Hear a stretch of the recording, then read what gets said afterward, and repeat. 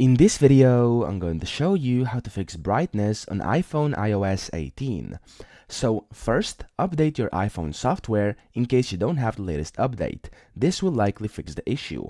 In case you are on the latest updated version, what you want to do is simply restart your device, so just simply turn it off and power it back on and see if the issue is fixed for you. If it wasn't, here's what you can do and I'll show you 4 steps.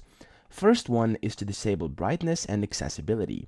For this, you want to go inside Settings, click on Accessibility, and then you want to click on Display and Text Size.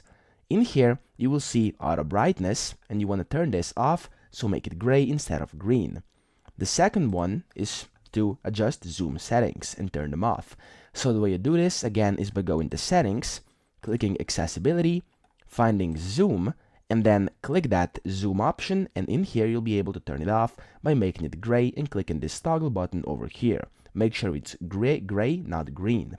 Now you next want to disable low power mode. For this, you again want to go inside Settings. In here you want to click Battery, and then inside Battery you will see an option which says low power mode. Simply press this toggle button again and make it gray, okay, so it gets disabled.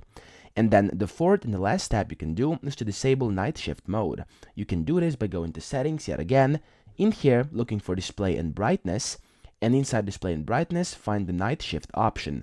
Make sure to turn this off.